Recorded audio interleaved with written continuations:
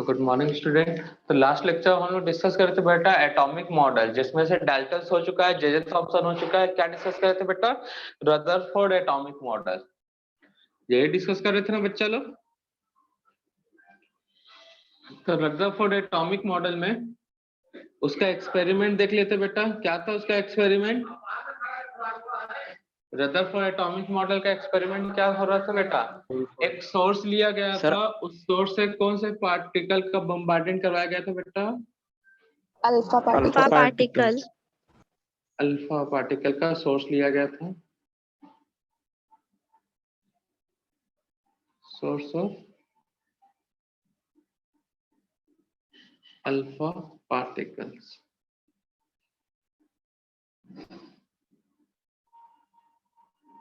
तो alpha particle का source लिया गया, उसको किससे पास किया गया बेटा? एक बारीक होल से, जिसको क्या बोलते हैं बेटा?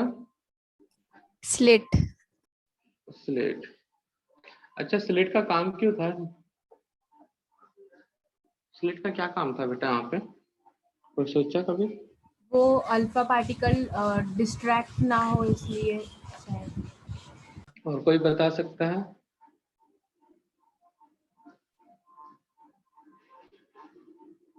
सर उसको फोकस करके उसके लिए, ताकि वो जैसा वो चाहे उस हिसाब से जाके हिट करे। ये भी सही है। सही क्या? करेक्ट है। और कुछ?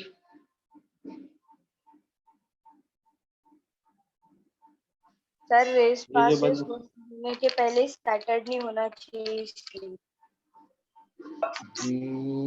ये भी बोल सकते हो, बट उतना अच्छा करेक्ट नहीं है। और कोई सोचो बेटा।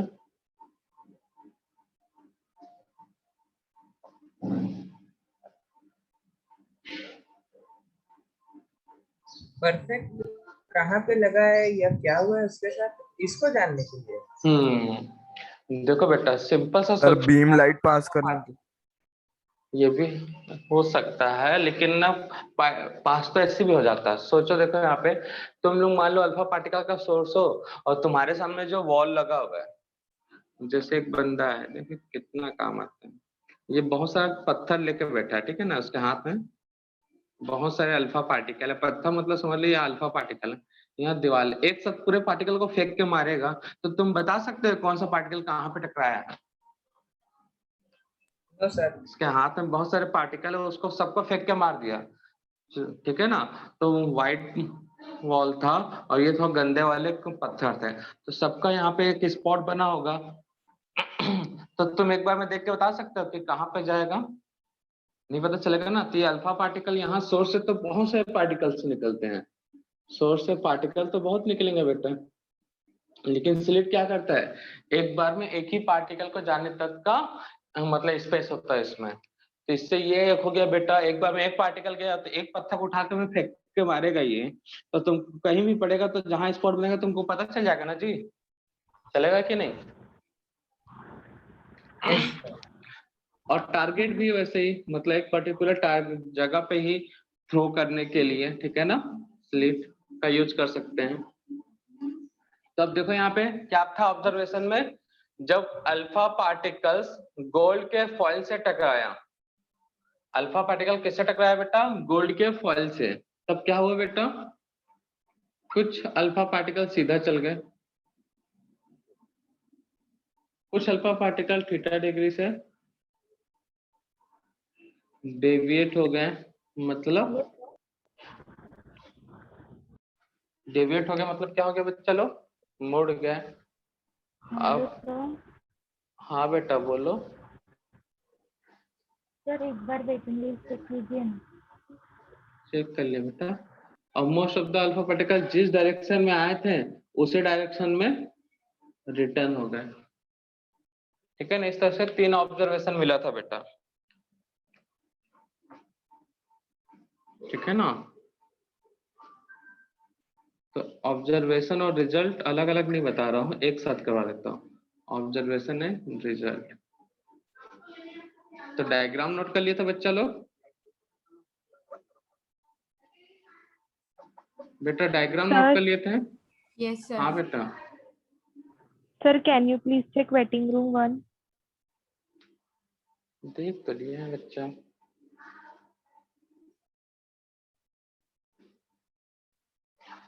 तो ऑब्जर्वेशन एंड रिजल्ट नोट कर लिया बेटा हेडिंग। तो मैंने बोला कितने टाइप का ऑब्जर्वेशन मिले बेटा?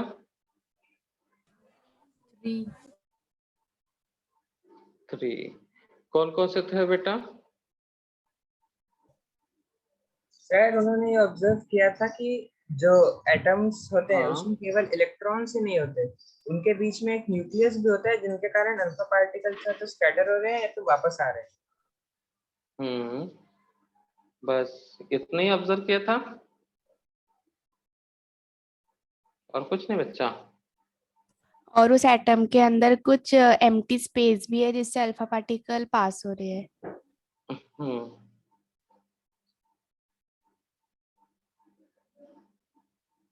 तो ऑब्जर्वेशन में देखो यहाँ पे 3 टाइप का फिनोमिना दिखा वहां पे। First most few alpha particles क्या हो गए बेटा? स्ट्रेट गए। क्या गए बेटा? स्ट्रेट डायरेक्शन में गए, मतलब उनमें डेविएशन जो है 0 डिग्री का होगा। कुछ पार्टिकल फर्स्ट ऑब्जर्वेशन में क्या देखा बेटा?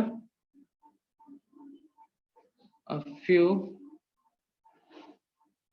amount of particle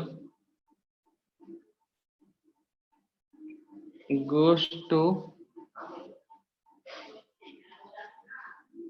straight line without any deflection.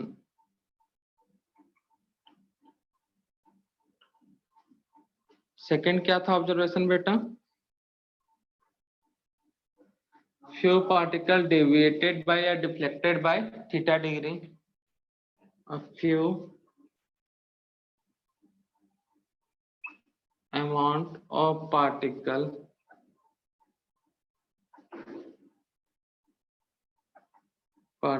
are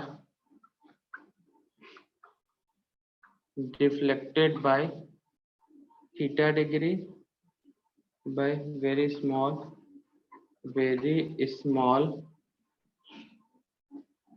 theta degree angle. और क्या होता बेटा? एक लास्ट ऑब्जर्वेशन क्या था?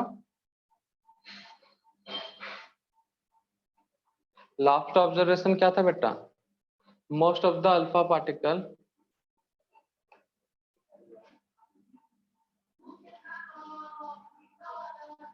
most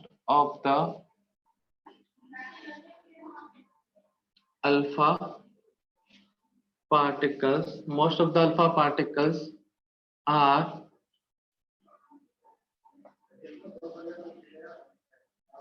bounce back or return in same direction. That means alpha particles are deflected by 180 degree angle. जिस direction में गया था उसी में वापस आ गया बेटा। तो देखो यहाँ पे एटम्स कैसा होता है बेटा?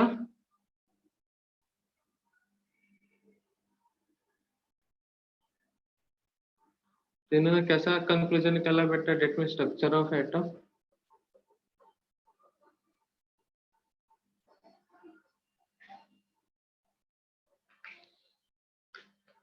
तो ये एटम हुआ सर स्पेरिकल शेप का, base centre nucleus. Base centre क्या हुआ बेटा? न्यूक्लियस, ठीक है ना। तो ये जो अल्फा पार्टिकल होता है वो पॉजिटिव चार्ज होता है बेटा। अल्फा पार्टिकल कैसा होता है बेटा? Positive charge.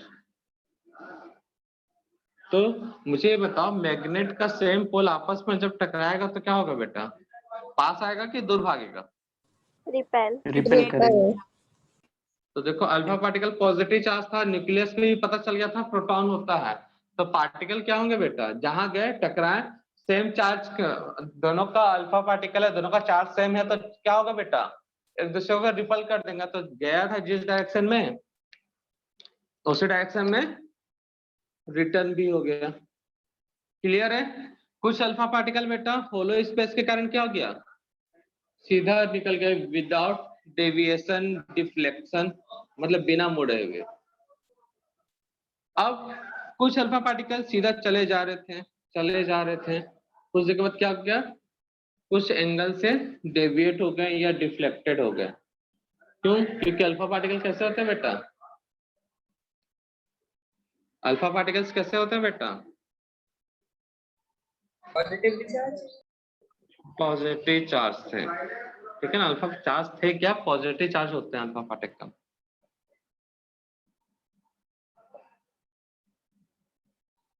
तो अल्फा पार्टिकल कैसे चार्ज है बेटा, पॉजिटिव चार्ज। हाँ, तो इससे क्या प्रूफ हुआ बेटा कि जो ये एरिया होगा वो इलेक्ट्रॉन का होगा, ठीक है ना। तो ये पॉजिटिव चार्ज पार्टिकल जा रहा है, ये एरिया इलेक्ट्रॉन का है, तो उसकी ओर क्या हो गया बेटा, अट्रैक्टेड हो गया। सिंपल सा, एक बच्चा बाइक से जा रहा है, इधर समोसे का गर्मा गर्म ठेला मिल गया बेटा, गर्मा गर्म समोसा निकल रहा है, तो क्या होगा, जाना तो सीधा से, चल भाई समोसा खा लेते हैं। तो इलेक्ट्रॉन वैसे ही प्रोटॉन को देखा, उसके ओर अट्रैक्ट हो गया, हुआ कि नहीं बेटा। तो सेम, सर ऐसे तो एक आध अल्फा पार्टिकल तो इलेक्ट्रॉन से भिड़ना भी चाहिए था। आओ, कैसे भिड़ेगा भाई, नहीं अच्छा मतलब टकराने, वो यहाँ पे बोल रहे यहाँ से ऐसे जाएगा तो हुआ होगा ना भाई, लेकिन ऑब्जर्वेशन तो ये मिला ना। तो क्लियर है सभी को, तो स्ट्रक्चर ऑफ एटम क्लियर है बेटा। तो ये था इसका रिजल्ट। तो जहां से डिफ्लेक्शन क्या हुआ बेटा, कुछ भी नहीं हुआ, वो किसको रिप्रेजेंट कर रहे थे बेटा, क्या रिजल्ट आया उससे, जहां से पार्टिकल स्ट्रेट चल गया विदाउट एनी डिफ्लेक्शन, तो एरिया क्या था बेटा, hollow space. hollow space. तो यह एम्प्टी स्पेस ऑफ एटम, यह हॉलो स्पेस ऑफ, जहां से छोटा सा स्मॉल सा डिफ्लेक्शन हुआ डिग्री का, तो वो स्पेस कौन सा था बेटा, area of electron, area of electron और नेगेटिव चार्ज पार्टिकल।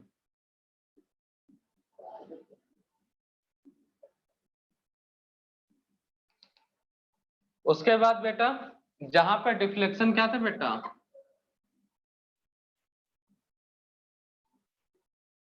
जहां पे डिफ्लेक्शन जीरो तो होता highly dense area, dense area of atom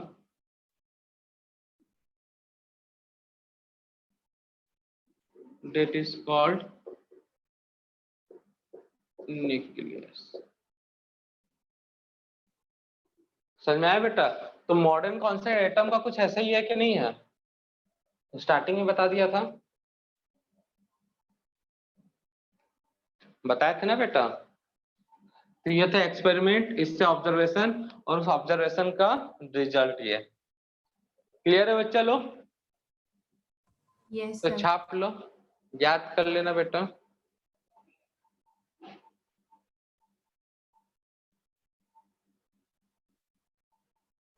sir हाँ बेटा, सर वो सेकंड पॉइंट में वो आखिरी में क्या लिखा है sir, area of electron. Electron और नेगेटिव चार्ज पार्टिकल।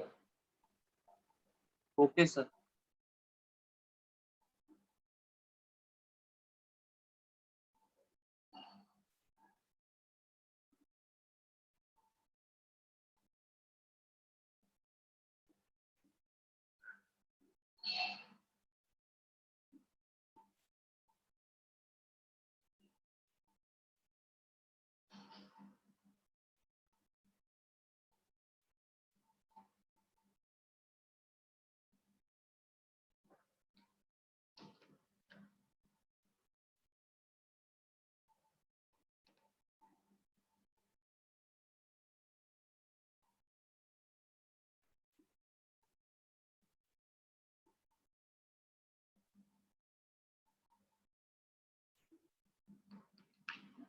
ये था ऑब्जर्वेशन ब्लू लाइन से, और ब्लैक लाइन से हमने नोट किया है उस ऑब्जर्वेशन के बाद रिजल्ट, जिससे पता चला मॉडर्न कॉन्सेप्ट ऑफ एटम।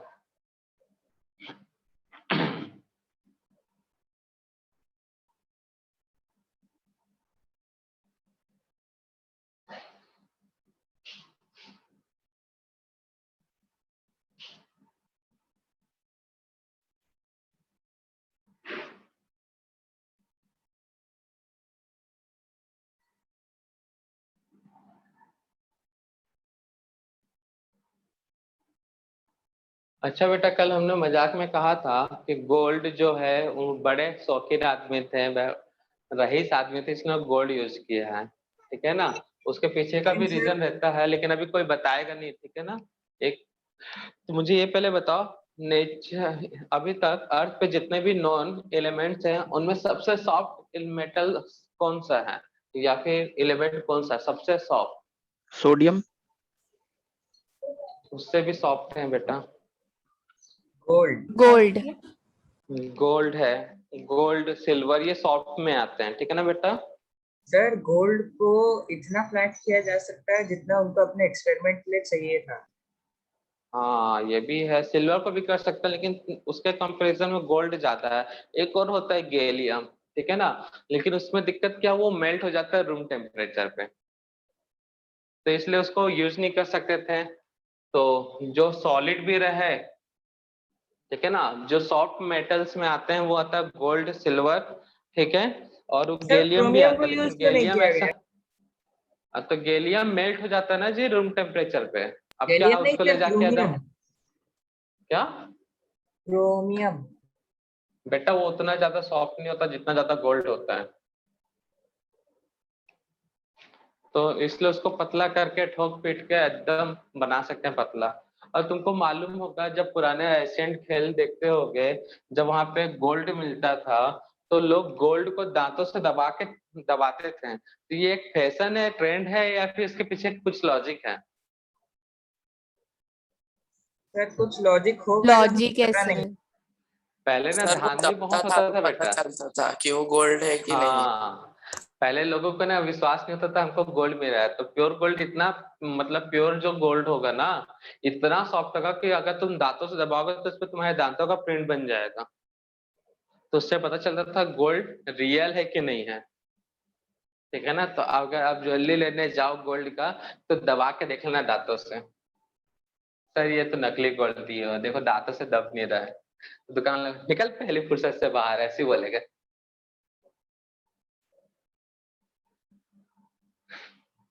तो इसलिए गोल्ड को दांतों से दबा के देखता था कि असली है कि नकली है। जो प्योर गोल्ड होता है ना, उसको थोड़ा सा ताकत लगाओगे तो उसपे तुम्हारा स्पॉट बन जाएगा, प्रिंट बन जाएगा। उंगलियों से ताकत लगाओ, दांतों से लगाओ तो दांतों का, किसी का सर पे पटक के मारोगे उसके सर का भी बन जाएगा। अब इतना भी सॉफ्ट नहीं होता ना कि ये बड़ा सा गोल्ड है, इसका सर लिया और ऐसे मार दे, देख भाई तेरे सर का प्रिंट बन गया। बन तो जाएगा, लेकिन उसके सर का क्या हाल होगा देख लेना। छाप लिया बच्चा लोग? Yes sir. तो बेटा इसका अचीवमेंट क्या हुआ फिर रदरफोर्ड के मॉडल का?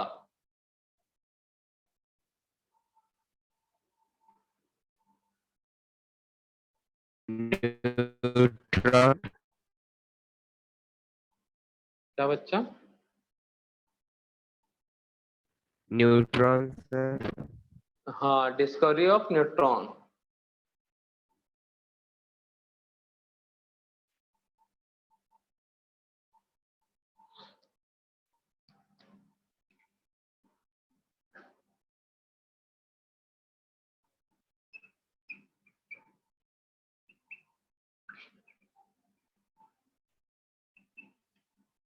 रदरफोर्ड एटॉमिक मॉडल, शॉर्ट में लिखे रेम।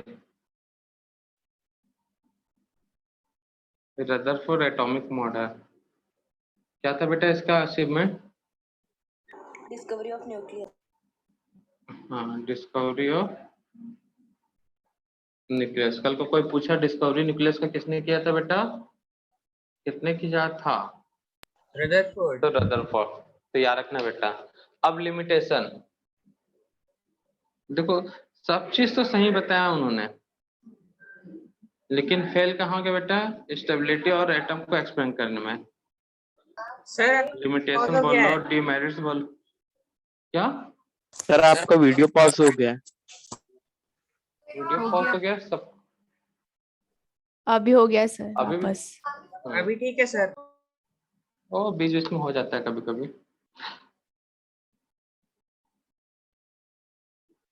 लिमिटेशन मतलब लिमिटेशन, तो लिमिटेशन क्या है बेटा? जो स्टेबिलिटी और एटम का does not explain the stability, the stability of atom can not explain. क्यों नहीं किया बेटा?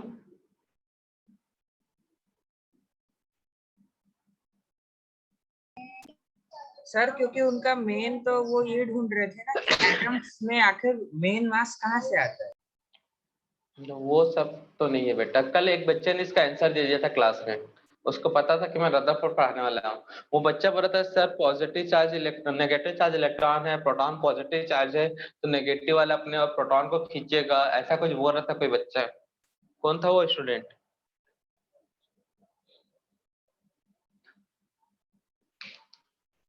तो न्यूक्लियस पे है पॉजिटिव चार्ज पार्टिकल, ठीक है बेटा, इतना पता चल गया था। और इलेक्ट्रॉन कैसे है? Negative charge particle. तो क्या होगा बेटा? अट्रैक्ट। एक दूसरे को अट्रैक्ट करेंगे। अब न्यूक्लियस अपनी जगह से हिलने वाला नहीं, तो इलेक्ट्रॉन खींचा हुआ कहाँ चल जाएगा बेटा? ये एटम है, एटम का न्यूक्लियस घूमते घूमते घूमते कुछ देर के बाद वो न्यूक्लियस में आके गिर जाएगा। गिर जाएगा, ठीक है ना बेटा? तो इलेक्ट्रॉन जो है घूमते घूमते, ठीक है ना, तो जैसे कोई सैटेलाइट घूमेगा, मान लो उसमें बाद और में वो उसका सैटेलाइट स्पीड काम कम, करना बंद कर दिया तो क्या? और उसकी स्पीड कम होती जा रही है। हाँ स्पीड कम होते जा रहा है, इलेक्ट्रॉन थक गया घूमते घूमते, स्पीड कम हो गया, इसका एनर्जी कम हुआ, मतलब तो कभी ना कभी वो न्यूक्लियस के क्लोज आ जाएगा, जिसको बोलते हैं इलेक्ट्रॉन न्यूक्लियस में गिर गया, ठीक है ना, सुसाइड कर लेगा प्रोटॉन के साथ मिलकर, क्योंकि प्रोटॉन पॉजिटिव चार्ज है, इलेक्ट्रॉन क्या है? Negative charge. तो stability of atom can not explain, ठीक है? तो ये पहला लिमिटेशन। इस लिमिटेशन को बोर्स ने दूर किया बेटा। सेकेंड, ये बस नोट कर लो, आगे बोर्स के बाद ये टॉपिक पढ़ेंगे, spectra of atom. Spectra of atom does not explain,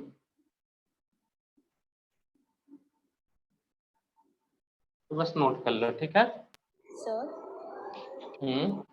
उन्होंने मेंशन भी नहीं किया है कि मतलब इलेक्ट्रॉन रिवॉल्व होते हैं ऑर्बिट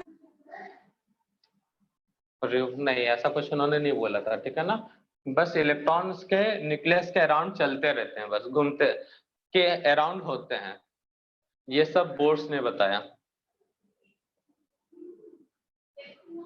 इन्होंने एक परफेक्ट लोकेशन तो बता दिया था, बस अगर बोल देते ना कि इलेक्ट्रॉन एक जगह फिक्स होकर घूमता है, एक जगह फिक्स होता है इलेक्ट्रॉन का, वो न्यूक्लियस पे कभी नहीं आ सकता, उसका रीजन बता देते, तो आज हमको बोर्स की जरूरत नहीं पड़ती।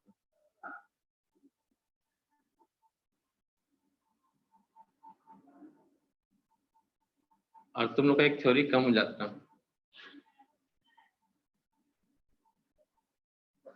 देखो बेटा स्कूल के एग्जाम के लिए रदरफोर्ड थोड़ा सा इंपॉर्टेंट है, क्या ना? नहीं तो फिर याद रखो क्या डिस्कवर किया था उन्होंने, सबसे ज्यादा इंपॉर्टेंट है स्कूल के लिए भी, एग्जाम के लिए मतलब सब्जेक्टिव के लिए भी, और ऑब्जेक्टिव के लिए मतलब जेडब्ल्यू और नीट के पॉइंट ऑफ व्यू से, बोर्ड्स एटॉमिक मॉडल,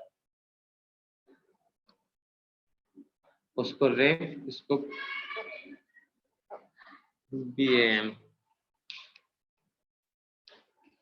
बा।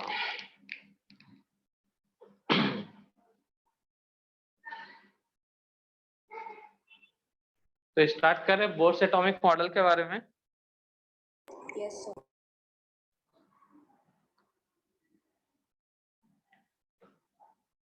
तो उन्होंने भी कुछ एक्सपेरिमेंट किया, उसके बेसिस पे उन्होंने कुछ कंक्लूजन निकाला, तो वो कंक्लूजन कैसा था बेटा? जे थॉमसन ने पहला एक दिमाग दे दिया था बेटा कि हाँ जो भी एटम है ना, एटम नाम का जो भी पार्टिकल है वो जो होता है स्फेरिकल होता है। उस स्फेयर में न्यूक्लियस को खोज डाला किसने बेटा? रदरफोर्ड ने। उसके उसके पास थोड़ा सा हिस्सा एम्प्टी होता है, उसके बाद में नेगेटिव चार्ज वाला एरिया होता है जहां इलेक्ट्रॉन मिलता है। इतना बता दिया। बोर्ड्स ने भी एक्सपेरिमेंट किया, उनको भी पता चला अरे यार एटम तो सच में स्फेरिकल होता है। तो पहला पॉइंट, एटम जो होता है very smallest spherical particle. Sir इन लोग एटम को स्मॉलेस्ट क्यों बोल रहे थे? सब एटॉमिक पार्टिकल्स भी तो छोटे ही होते हैं ना। अरे छोटा है ना भाई। अब मान लो तुम बड़े हो, तुमसे घर में छोटा है तो उसको, तुमको मालूम है दुनिया में उससे भी छोटा चीज है तो उसको छोटा क्यों बोलते हो? ऐसा बोलते हो क्या? रुक भाई तू छोटा तो है लेकिन तेरे से भी बड़े को, मतलब तेरे से भी छोटे हैं इसलिए तेरे को आज से छोटा नहीं बोलेंगे। Sir common name. तो बाल की खाल निकालने पे पड़े हो यार। अब वो बड़ा भी हो जाएगा, जो घर में छोटा उसका नाम फिर भी छोटू रहेगा, तो क्यों बोलते हो? अब छोटा था घर में इसलिए छोटा बोल रहे बेटा। एटम है उससे भी छोटे पार्टिकल, लेकिन एटम भी तो छोटा है ना, तो बस छोटू छोटू बोलने लग गए हैं छोटू एटम करके। जहां दिमाग लगाना वहां पे नहीं लगाएंगे कभी कभी। तो atom is a smallest particle, ठीक है ना, जिसके पास क्या होता है भाई बताओ? Atom is a smallest spherical particle that is contain, कहाँ रखे रहेगा भाई? Electron, proton and neutron. Electron, proton and neutron. तो उन्होंने बताया सेंटर जो एटम का होता है, the centre of atom, the centre of atom, उन्होंने नहीं, रदरफोर्ड ने बताया था, बट कॉपीराइट नहीं था उस समय तो ले लिया अपने मन। द सेंटर ऑफ एटम, उन्होंने भी मिला होगा ना भाई ऐसे में एक्सपेरिमेंट, जब चीजें सही है तो वैसे ही मिलेगा। तो the centre of atom is called nucleus. ये रदरफोर्ड का स्टेटमेंट था, उस पे उन्होंने बोला the centre of atom is called nucleus that is contain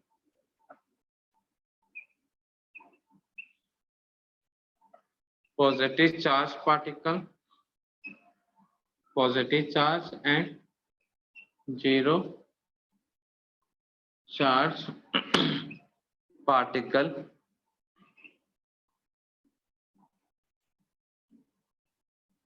that is contain positive charge particle and zero charge particle, proton and neutron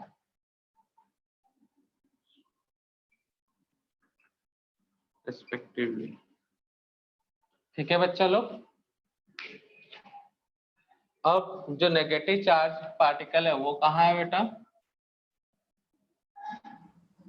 the negative charge particles are revolve around to the nucleus in circular path।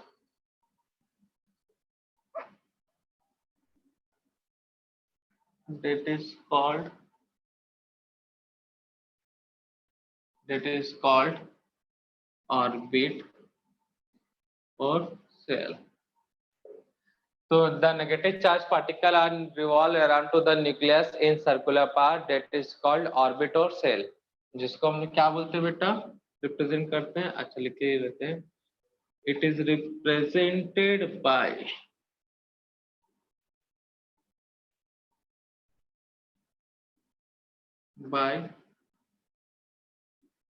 n। ठीक है। Fourth point उनके experiment को मतलब उनके जो भी experiment किया उससे रिलेटेड। तो अच्छा पहले एक डायग्राम बना लेते हैं। नहीं चलो, each atom contain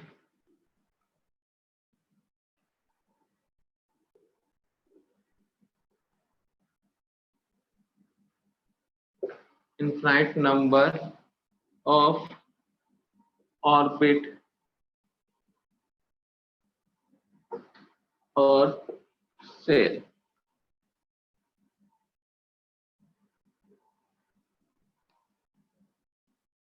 Each atoms contain infinite number of orbit or shell.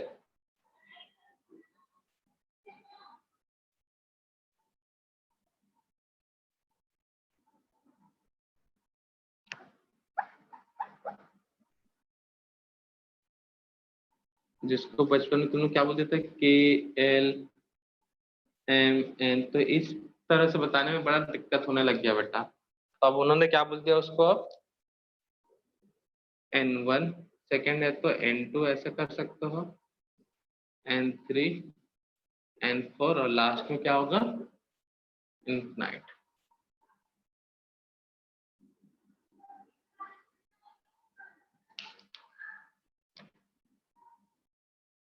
If electrons are present, if electrons are present in orbit or shell, in orbit or shell, that is called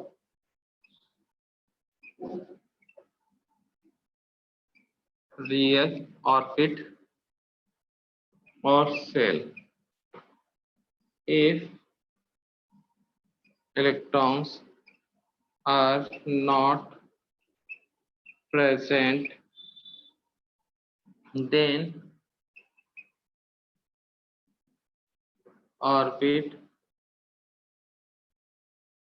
or shell is called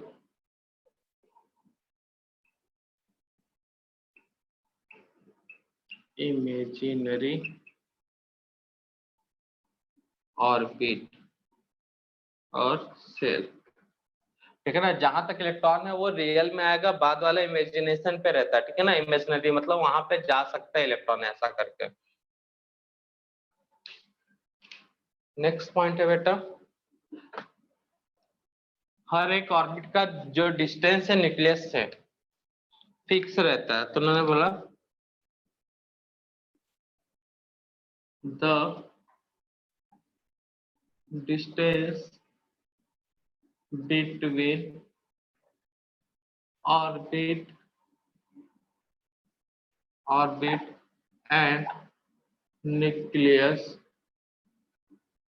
are fixed.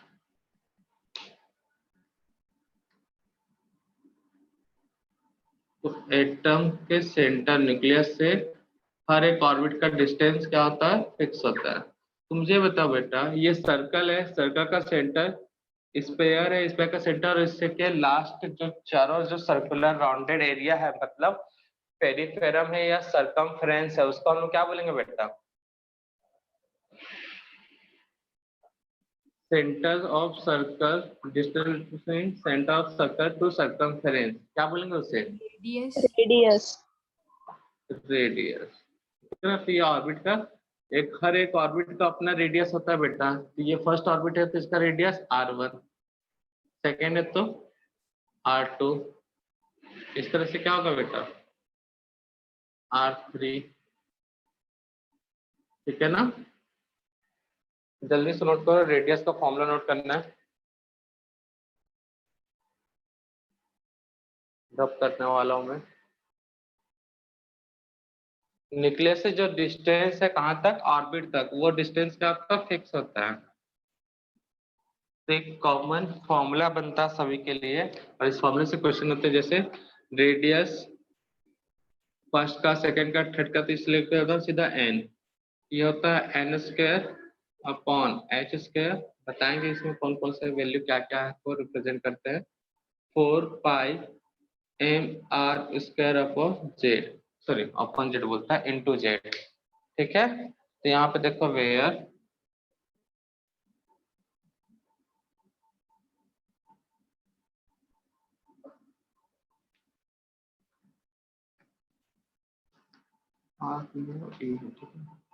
Where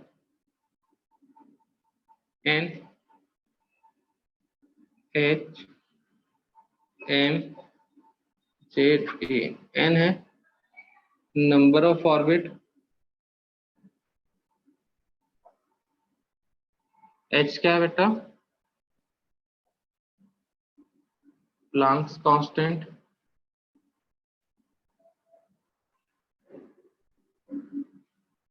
M mass of electron, Z atomic number, E charge on electron.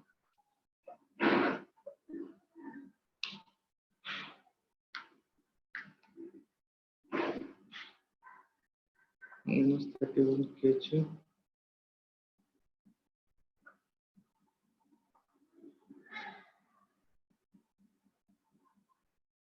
R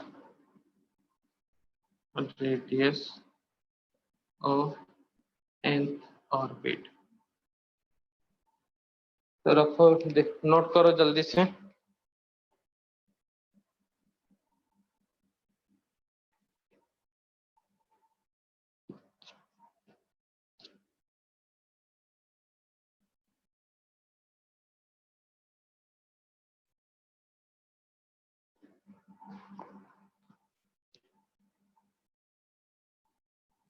Sir, what is H?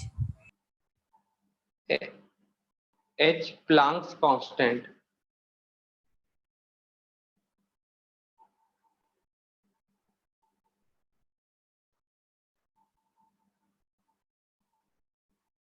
H जो है आपका Planck's constant है।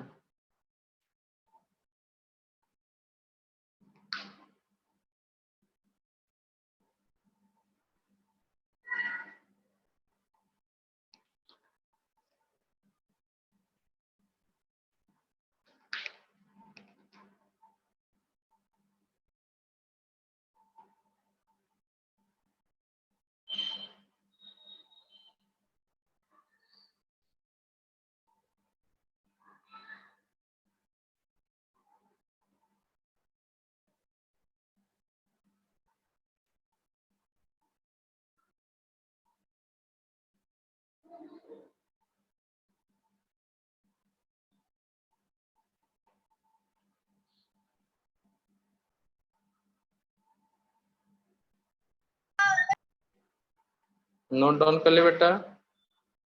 Yes sir. Yes sir. Sir तो बेटा यहाँ पे सब value put करके एकदम सॉल्व तो करते नहीं रहोगे, सभी वैल्यू को पुट करके यहाँ पे सॉल्व करते नहीं रहोगे। तो क्या करना पड़ता है, यहाँ पे एक ही बार कैलकुलेट कर लो और कैलकुलेट करके डाटा याद रख लो। तो कैलकुलेशन बाद में करेंगे, डाटा में बता देता हूँ बेटा।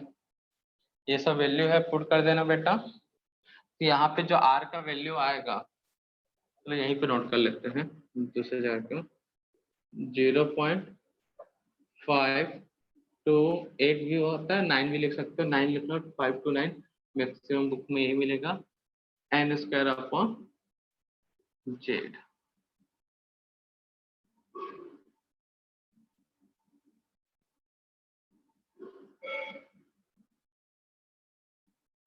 ठीक है, तो ये नोट कर लेना बेटा।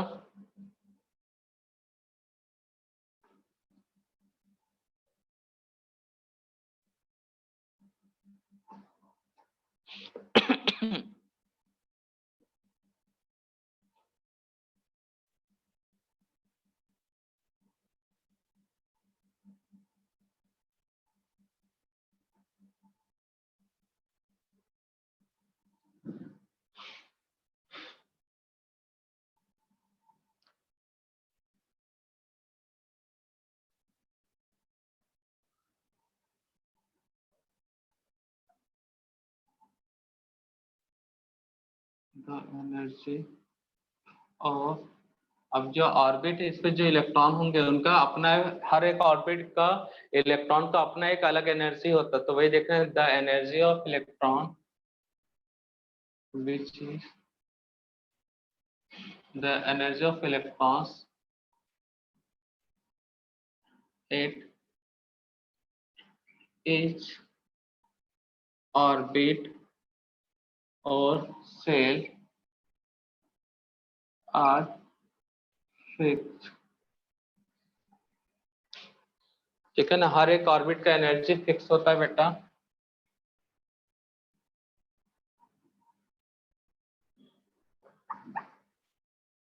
तो ये एनर्जी का फर्स्ट ऑर्बिट का तो A1 A2 A3 A4 वैसे A इनफिनाइट। तो एनर्जी ऑफ ऑर्बिट इसको होगा 2 pi m square z 4 upon n square upon h square. ठीक है, वही सब चीजें है बेटा।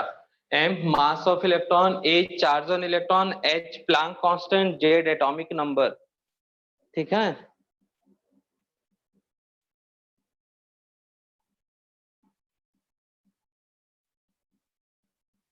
ये फॉर्मूला याद रखना।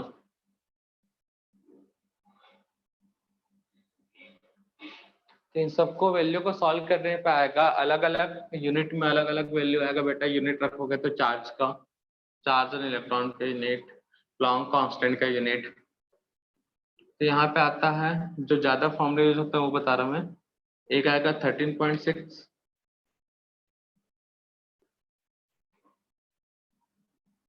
Z square upon N square, ये है इलेक्ट्रॉन वोल्ट पर एटम, एक एटम का ना।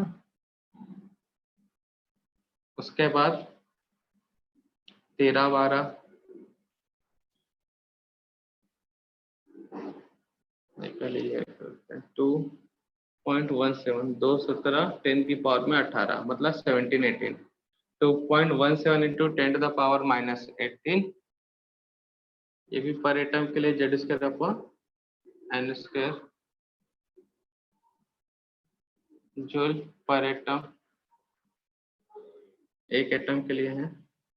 फिर कहता है 13-12 13-12, ये होता है Z square upon N square kilo calorie पर मोल एटम, पर मोल के लिए। तो नोट कर लो। सर सर 2n स्क्वायर के बाद में क्या लिखे आपने? इसके बाद में En is equals to 2n square, और वो h है क्या? 2n नहीं है, पाई है बेटा। ओ Tn क्या है? रुको मैं करो, 2 pi square m e to the power 4 Z square. ठीक है, पाई m e जेड, और इसके बाद जैसा ये जैसा वैसी N square upon H square. ठीक है ना। Yes sir. इनके आगे सबका आगे माइनस। ठीक है बेटा,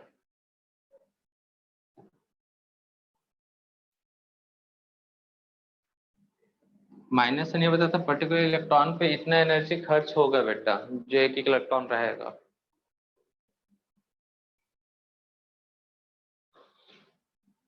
तो हर एक ऑर्बिट का रेडियस है, तो हर एक ऑर्बिट का अपना एनर्जी है, वही वैल्यू है। पाई, पाई तो कांस्टेंट है, M mass of electron, H आया तो प्लैंक कांस्टेंट, ठीक है, एन आया तो नंबर ऑफ ऑर्बिट, जेड आया तो एटॉमिक नंबर, ई आया तो चार्ज ऑन इलेक्ट्रॉन। ठीक है, याद आएगा ये सब चीजें।